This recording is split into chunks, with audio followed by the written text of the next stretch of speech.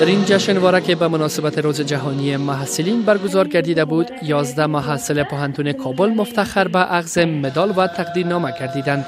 این محصلین از خود در کسب علم و فرا گرفتن دروس برای زندگی نشان داده و پابند به اصول پوهنتون بودند. این جشنواره روز یکشنبه در پوهنتون کابل برگزار شده بود. سید عالم احمدی که محصل پوهنځی کامپیوتر ساینس است، در این برنامه مقام اول را به دست آورد.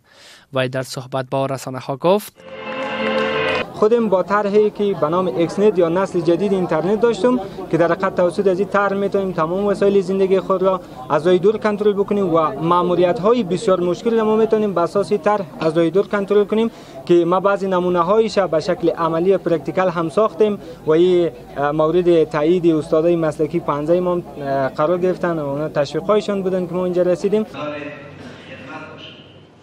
در عین حال فریده مهمند وزیر تحصیلات عالی افغانستان که از سوی ولسی جرگه سلب صلاحیت شده، این را یک اقدام خوب دانسته گفت: محصلین افغان دارای استعدادهای خوبی بوده و می توانند در بخش‌های مختلف پیشرفت نمایند. دا یو ډیر ښه ابتکار او نوښت دی چې د ګرانو محصلانو د اتحادیې د خوا او د کابل د پوهنتون په مرسته او حمایت جوړ شوی دی. دغه مسله موږ ته دا ښیي چې د نن ورځې محصل متعهد، آگاه او رسالتمند محصل ده.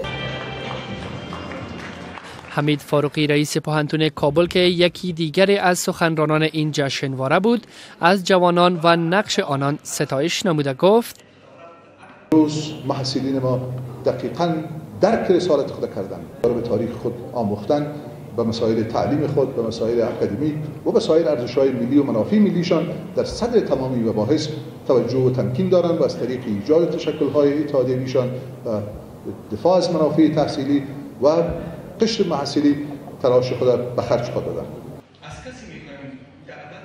سوفیا شکیب رئیس اجتماع محصلین پوهنتون کابل میگوید هدف از راه اندازی این جشنواره روشن ساختن استعدادهای خوب محصلین و معرفی آنان به جامعه است. الیاس صالح، رادیو آزادی، کابل.